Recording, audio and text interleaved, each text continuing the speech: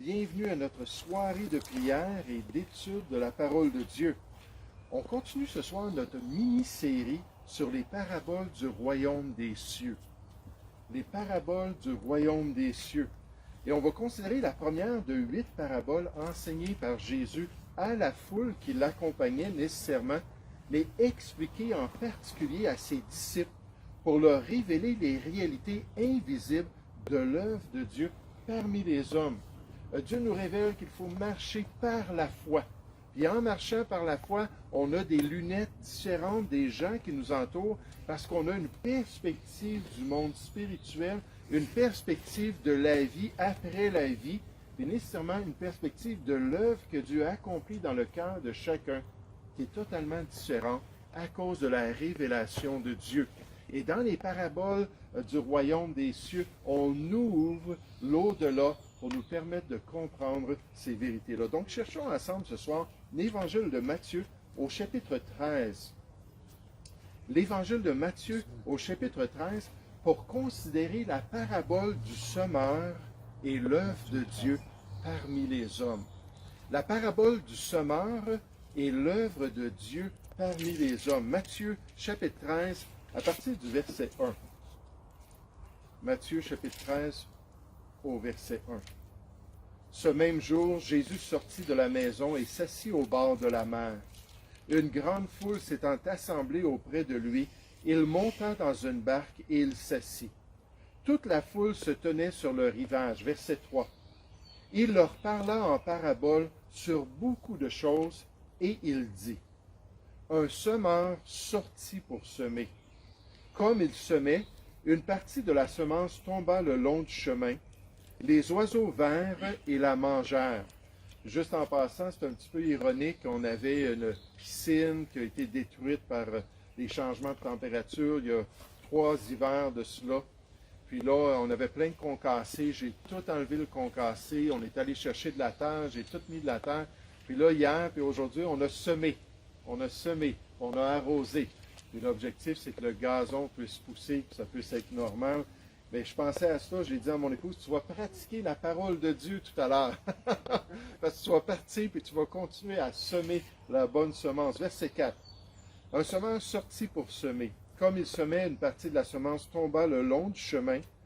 Les oiseaux vinrent et la mangèrent. Une autre partie tomba dans les endroits pierreux, où elle n'avait pas beaucoup de terre. Elle leva aussitôt, parce qu'elle ne trouva pas un sol profond.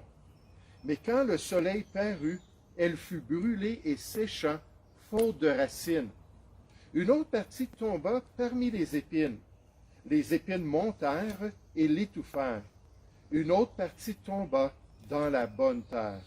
Elle donna du fruit, un grain 100, un autre 60, un autre 30. Que celui qui a des oreilles pour entendre, entende. Donc Jésus leur présente cette image-là de l'œuvre de Dieu. Puis là, il s'arrête avec ça, mais pour son Église, pour les croyants, il donne la signification spirituelle au verset 18. Il dit, vous donc, toujours Matthieu chapitre 13, verset 18, vous donc, écoutez ce que signifie la parabole du semeur. Lorsqu'un homme écoute la parole du royaume et ne la comprend pas lorsqu'il entend le message de Dieu et ne le comprend pas, le malin vient et enlève ce qui a été semé dans son cœur. Cet homme est celui qui a reçu la semence le long du chemin. Celui qui a reçu la semence dans les endroits pierreux, c'est celui qui entend la parole et la reçoit aussitôt avec joie. Mais il n'a pas de racine en lui-même, ça ne rentre pas dans son cœur. Il croit pour un temps, et dès que survient une tribulation ou une persécution à cause de la parole, il y trouve une occasion de chute. Celui qui a reçu la semence parmi les épines, c'est celui qui entend la parole, mais en qui les soucis du siècle et la séduction des richesses étouffent cette parole et la rendent infructueuse. Celui qui a reçu la semence dans la bonne terre, c'est celui qui entend la parole et la comprend. Il porte du fruit, et un grain en donne 100, un autre 60, et un autre 30. Maintenant, ce soir, j'aimerais qu'on puisse analyser un petit peu cette parabole puis l'explication du Seigneur Jésus. Et dans cette révélation du plan de Dieu parmi les hommes, il faut comprendre que la prédication de la parole est prioritaire. La prédication, l'enseignement, le partage, l'évangélisation grâce à la parole de Dieu, c'est prioritaire. C'est ça la vérité centrale de cette parabole-là. C'est l'image même de cette histoire présentée par Jésus concernant l'œuvre que Dieu veut accomplir dans le cœur des hommes, alors qu'il parle de cette semence-là qui est envoyée dans leur cœur pour qu'ils puissent comprendre le plan de Dieu. Puisqu'il est évident qu'un semeur doit sortir semer pour pouvoir un jour récolter.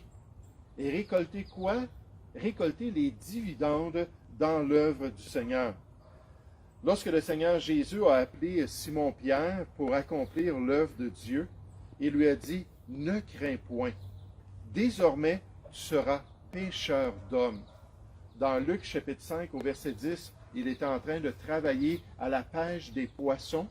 Là, Jésus a dit, écoute, moi je t'appelle à une autre pêche, et cette fois-là, ça va être une pêche, mais des âmes des hommes.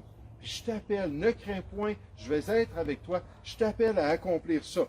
Désormais, tu vas avoir un impact dans la vie des gens que tu côtoies. Tu influenceras tes concitoyens envers les choses de Dieu.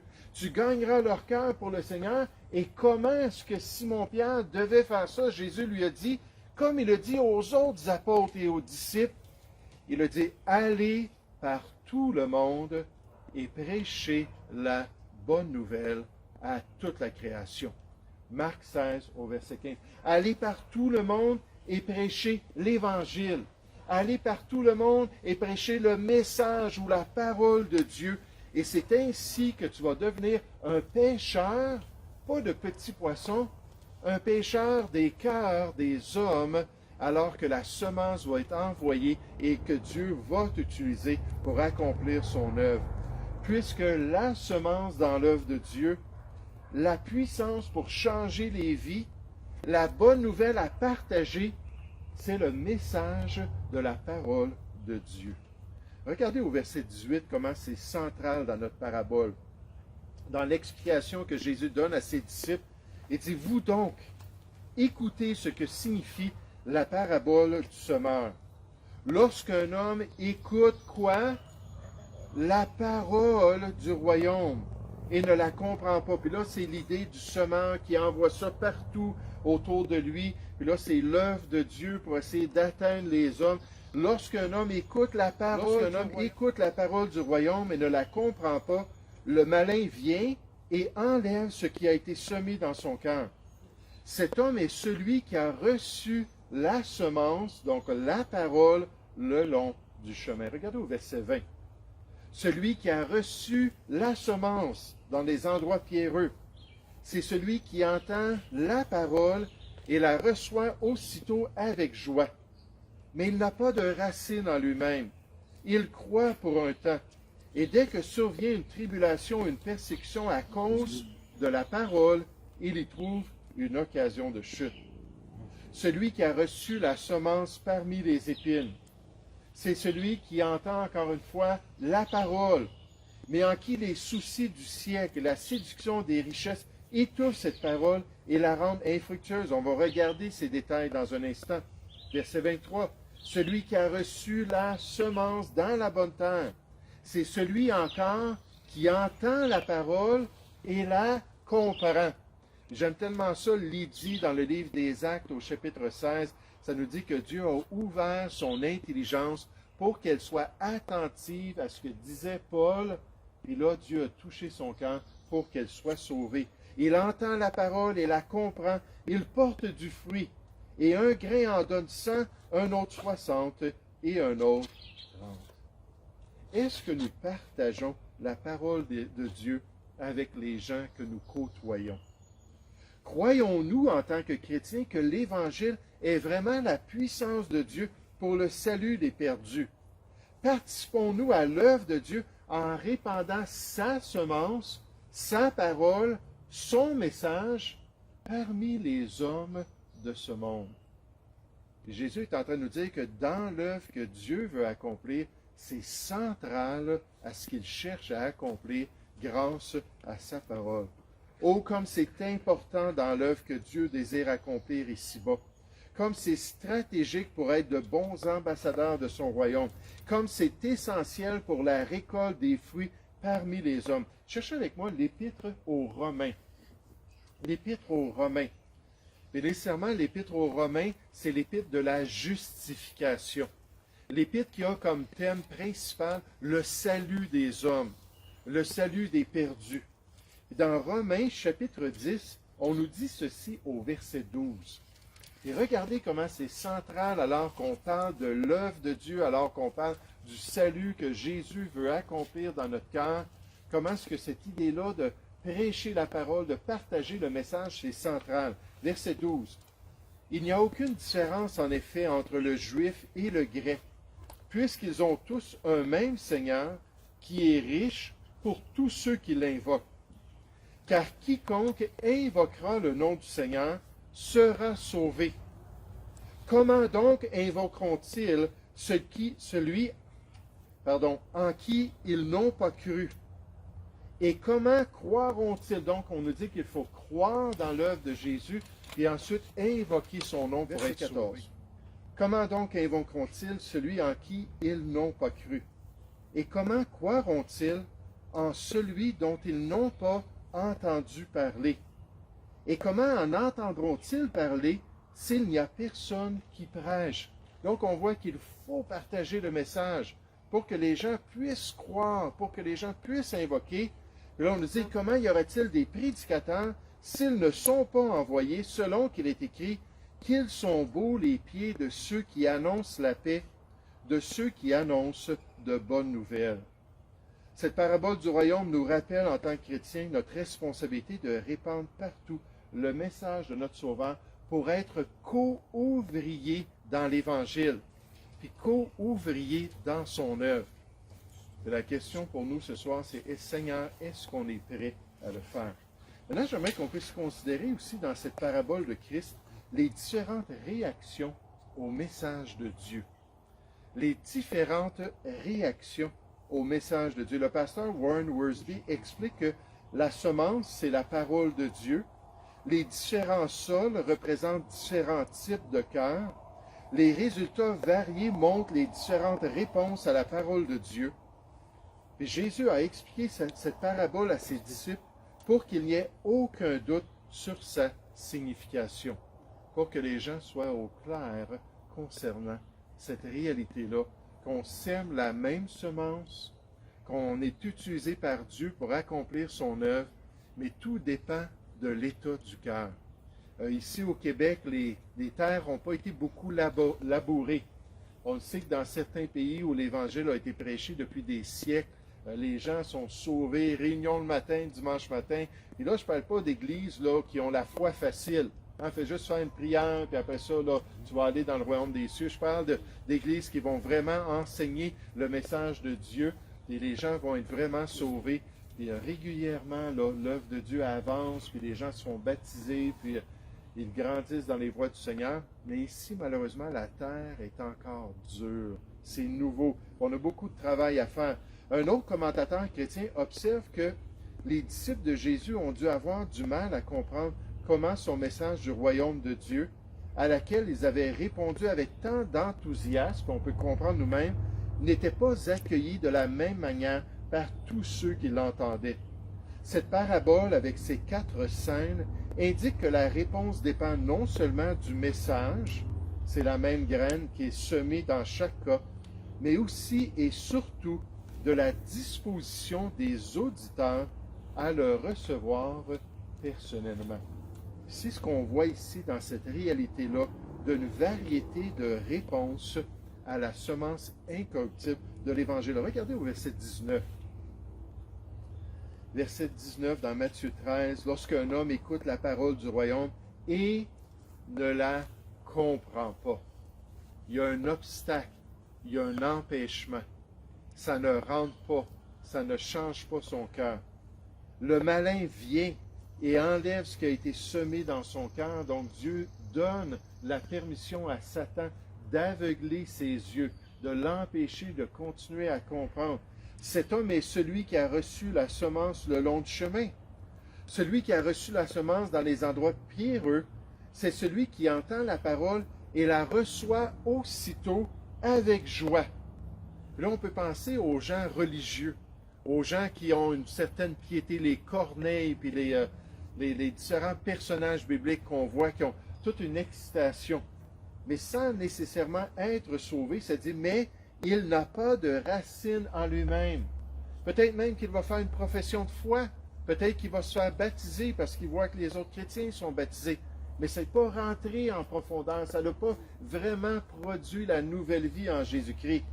Il croit pour un temps d'une manière superficielle, et dès que survient une tribulation ou une persécution à cause de la parole, à cause qu'il est devenu croyant, il y trouve une occasion de chute, et pour lui, c'est terminé. Il se détourne de la foi et il se détourne du Seigneur. Verset 22. Celui qui a reçu la semence parmi les épines, c'est celui qui entend la parole, mais en qui les soucis du siècle et la séduction des richesses étouffent cette parole et la rendent infructueuse. Donc, évidemment, il a d'autres priorités dans sa vie. Il y a d'autres choses plus importantes que le message de Dieu. Celui qui a reçu la semence dans la bonne terre est celui qui entend la parole et la comprend. Il porte du fruit. Parce que l'image que Jésus a choisie dans l'agriculture, c'est clair, une semence, on la met en terre pour qu'il y ait du fruit qui sorte à un moment donné, qu'il y ait un résultat tangible. Spirituellement, Dieu envoie sa parole, on le sait d'après différents passages comme Ésaïe chapitre 40, je pense que c'est le verset 29, qui nous dit que sa parole ne revient pas sans avoir fait un effet, sans avoir exécuté sa volonté. Et Dieu, ce qu'il veut avec cette semence spirituelle, c'est que ça tombe dans nos cœurs et que ça produise du fruit, un fruit digne de nouvelle vie qui se trouve en Jésus-Christ. Et un grain en donne 100, un autre en donne 60 et un autre en donne 30. Juste en passant, j'ai entendu des prédicateurs utiliser cette parabole-là pour dire Jésus prophétise que l'œuvre du Seigneur allait diminuer à travers le temps. Puis que là, plus qu'on allait avancer dans l'histoire, que moins en moins de fruits allaient se produire.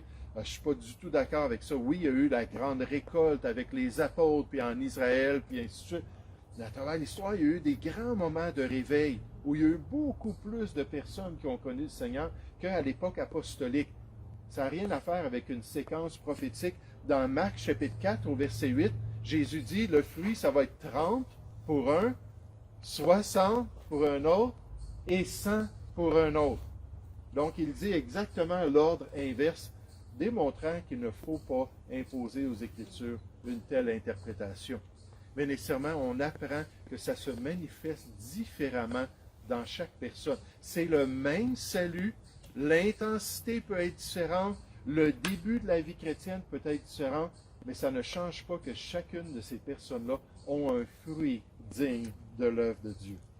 Cette parabole du Seigneur nous explique que dans le ministère de la parole de Dieu, ou dans l'évangélisation des perdus de ce monde, dans notre part en tant qu'ambassadeurs de ce royaume, qui plaidons avec les gens, afin qu'ils soient réconciliés avec Dieu. 2 Corinthiens 5 au verset 20, ça dit comme si Dieu exhortait par nous, par notre bouche, soyez réconciliés avec Dieu. On plaide avec les gens qu'il ne faut pas s'étonner d'une variété de réponses au message de la bonne nouvelle de Dieu, de la moquerie et du rejet direct de notre exhortation à se tourner vers Christ. Et quand on faisait le ministère du porte-à-porte, puis on en a fait pendant des années, on a vu ça, des réactions assez intenses. Puis j'aimerais vous dire que la majorité des gens étaient respectueux. C'était vraiment une minorité. Même ici au Québec, au Saguenay, les gens nous ont dit « Oh, Saguenay, c'est une société à part, le Saguenay, puis tu vas voir, ça va être très dur. » Au contraire, les gens étaient très respectueux. Mais des fois, c'est « Ça ne m'intéresse pas, je ne veux rien savoir de ça, ton sauveur, là, tu peux le mettre où je pense. » Là, puis une réaction assez forte comme ça. Mais des fois, c'est ce rejet-là. D'autres fois, ça va être de l'intérêt ou même la présence de la personne qui va commencer à venir à l'Église, mais sans jamais avoir de fruits tangibles et qui subitement va cesser de venir. Et moi, je pense à Gaétan. Quand j'ai été sauvé, il y avait un homme qui s'appelait Gaétan qui venait à l'Assemblée. On lui parlait de son salut. Je ne suis pas sauvé. Non, il y a des choses dans ma vie qui font que je ne veux pas devenir chrétien parce que je ne veux pas m'en débarrasser. Et finalement, il a assisté pendant 12 ans à toutes les réunions, là, à moins qu'il était malade. Il était très assidu. Dimanche matin, dimanche soir, mercredi, très assidu. Mais à la fin, il a tout simplement quitté, comme s'il n'y a rien qui s'était produit dans sa vie. Donc ça peut être un intérêt partiel comme ça, ou à une vraie conversion, à une nouvelle vie qui est clairement manifestée aux yeux de tous et pour la gloire du Sauveur. Et ça, c'est notre souhait pour tous les gens qui entendent le message et qu'on aimerait ça, voir des gens être sauvés, transformés, recevoir la paix de Dieu, recevoir la joie du Seigneur, cette nouvelle vie-là qui se trouve en Jésus-Christ. Mais malheureusement, il y a une variété. Regardez avec moi la deuxième épître aux Corinthiens, au chapitre 2. La deuxième épître aux Corinthiens, au chapitre 2. À partir du verset 14. 2 Corinthiens, chapitre 2, au verset 14.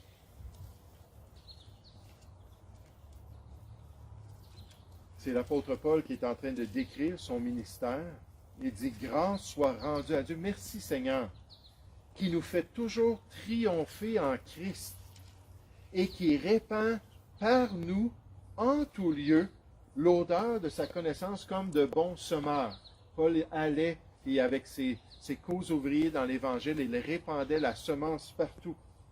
Nous sommes en effet pour Dieu la bonne odeur de Christ, parmi ceux qui sont sauvés et parmi ceux qui périssent. Aux uns, puis là on voit la variété alors que c'est la même semence, aux uns une odeur de mort donnant la mort. C'est frappant, la Bible dit dans le chapitre 3 qu'on peut avoir un ministère de condamnation des gens alors qu'on leur partage l'Évangile. Puis ensuite, aux autres, une odeur de vie donnant la vie. Donc, complètement l'opposé. Là, Paul, il dit, « Et qui est suffisant pour ces choses? Car nous ne falsifions point la parole de Dieu comme font plusieurs, mais c'est avec sincérité. Mais c'est de la part de Dieu que nous parlons en Christ devant Dieu. » Il dit, ce serait tentant, voyant la réaction de certains, ce serait tentant de diminuer un petit peu les choses, puis de dire, mais Jésus, c'est un moyen pour aller au ciel. Puis dire, la croix du Calvaire, c'est une méthode qui nous permettrait de rentrer dans le royaume de Dieu. Et là, commencer à falsifier un peu le message parce qu'on aimerait avoir plus de monde peut-être à l'Église. On aimerait qu'il y ait plus de monde qui soit à l'aise avec ce qu'on est en train de faire. Dans 1 Thessaloniciens 2,4, Paul affirme « Dieu nous a jugés dignes de nous confier l'Évangile. Ainsi nous parlons non comme pour plaire à des hommes, mais pour plaire à Dieu qui sonde nos cœurs. » En face de cette réaction multiple, en face de cette variété, en face de ces 4 genres de produits qui vont se manifester alors qu'on est en train de semer la parole, Dieu nous dit, ne touche pas à la vérité et reste fidèle. Le pasteur Wisby nous exhorte en disant, le message de l'Évangile est un trésor que Dieu nous a confié. Nous ne devons pas l'enterrer. Nous devons l'investir pour qu'il se multiplie et produise des dividendes spirituels à la gloire de Dieu. Certains chrétiens pensent que la seule responsabilité de l'Église est de protéger l'Évangile de ceux qui voudraient le changer. Mais nous devons aussi partager l'Évangile, sinon nous le protégeons en vain. J'aime ce que le prince des prédicateurs a dit, Charles Spurgeon. Il a dit, si le prédicateur de la parole n'est pas audacieux et véridique, il ne peut s'attendre à une bénédiction de la part du Seigneur. Un bon administrateur de l'Évangile doit être fidèle à sa charge de ne pas altérer le message de Dieu, de ne pas changer les vérités du salut pour que ça soit plus acceptable aux yeux du monde, pour qu'il y ait plus de personnes qui viennent à l'Église chrétienne. pour que les gens se sentent bien et acceptés, peu importe leurs conditions spirituelles. Comme ce grand évangéliste qui a été interviewé et on lui a demandé, après toutes ces années de ministère, est-ce qu'aujourd'hui, vous pensez que quelqu'un peut rentrer au paradis sans Jésus? Et ce vieil évangéliste-là, connu à travers le monde, a répondu, certainement, tant qu'ils ont la foi, tant qu'ils possèdent la foi. Et vous savez, lorsqu'on regarde dans les Écritures, lorsque Paul décrit l'Évangile dans 1 Corinthiens chapitre 15, il dit que si on ne croit pas au message tel qu'il est décrit dans les Écritures, que notre foi est vaine et notre foi ne nous sauvera pas. Alors c'est faux. C'est faux de dire ça. C'est dommage que cet évangéliste-là le dit. Le docteur Adam Clark confirme, de même que nous avons été jugés dignes d'être mis en confiance, de même que Dieu a mis sa confiance en nous et nous a envoyés avec son précieux message pour les hommes, de même nous parlons en ayant toujours en vue la dignité de notre haute vocation et en agissant comme devant Dieu. Nous parlons non pour plaire aux hommes ou pour les flatter, bien que notre enseignement soit le plus réconfortant possible pour celui qui le reçoit. Mais nous parlons pour plaire à ce Dieu qui sonde nos cœurs et devant qui tous nos motifs sont constamment dévoilés. Donc il dit c'est important de rester fidèle. La parabole du semeur. Qu'est-ce qu'on apprend ce soir?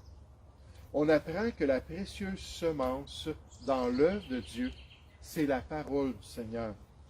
On apprend qu'on doit participer à son œuvre comme co-ouvrier dans l'Évangile. On apprend qu'il faut la répandre partout autour de nous et qu'on doit la partager même dans tous les contextes. Et là, je ne me suis pas arrêté à cela, mais le semeur est allé le long du chemin. Il est allé dans les endroits pierreux.